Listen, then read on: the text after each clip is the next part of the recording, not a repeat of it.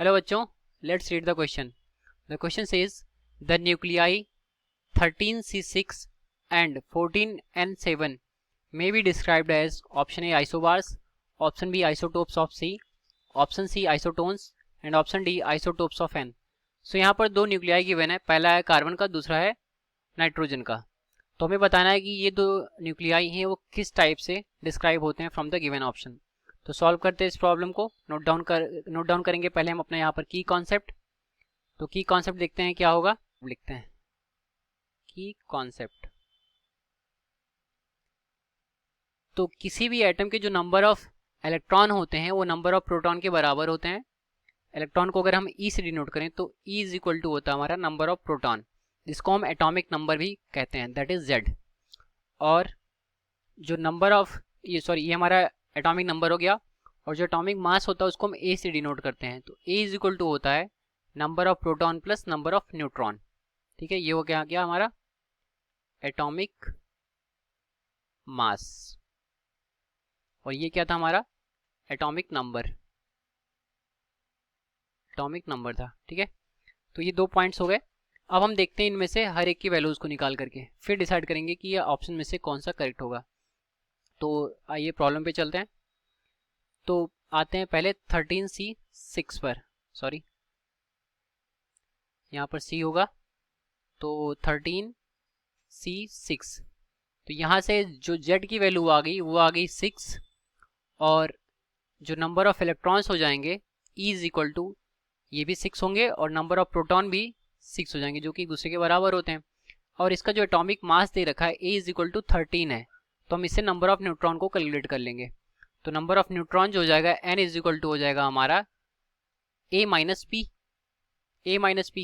तो A में से P को जब सब्ट्रैक्ट करेंगे दैट इज 13 माइनस P मतलब 6. तो ये आएगा हमारा 7. तो N की वैल्यू कितनी होगी, 7 होगी. अब इसी तरीके से आते हैं हम सेकंड वाले पर, दैट इज नाइट्रोजन 14N7. इस पे चलें तो Z की वैल्यू यहाँ पर कितनी है, 7 है.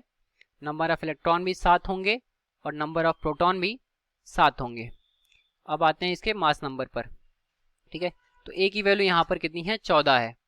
तो जब A की वैल्यू 14 होगी तो नंबर ऑफ न्यूट्रॉन्स कितने हो जाएंगे, ये हो जाएंगे A माइनस पी मतलब 14 माइनस 7.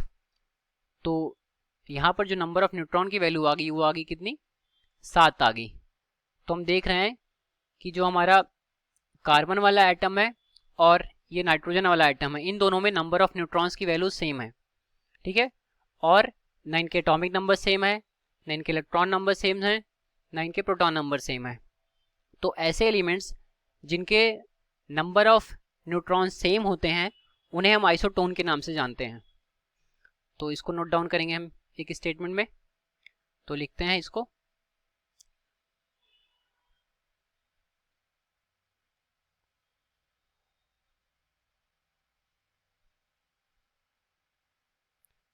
तो हमारा स्टेटमेंट यहां पर क्या होगा, the atoms which have same number of neutron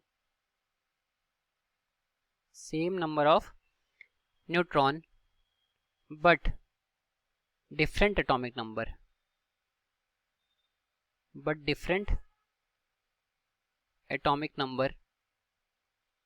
are known as isotones. ठीक है, तो अब इसके अकॉर्डिंग अगर हम अपने ऑप्शन को चेक करें तो हम देख रहे हैं जो पहला बोला आइसोबार, तो ये ऑप्शन तो गलत होगा क्योंकि आइसोबार का मतलब होता है जिनके एटॉमिक मासेस सेम होते हो. तो यहाँ पर एटॉमिक मास तो दोनों के डिफरेंट है, एक का 14 और एक का 13 है, तो ये गलत हो गया. बी बोला आइसोटोप्स ऑफ सी, तो पहला हमारा कार्बन का है, दूसरा नाइट्रोजन का है, तो ये भी गलत है. इसी तरीके से डी ऑप्शन भी गलत होगा. तो बचेगा हमारे पास केवल ऑप्शन सी जो कि करेक्ट होगा. तो हमारा ऑप्शन कौन सा सही हो गया, ऑप्शन सी.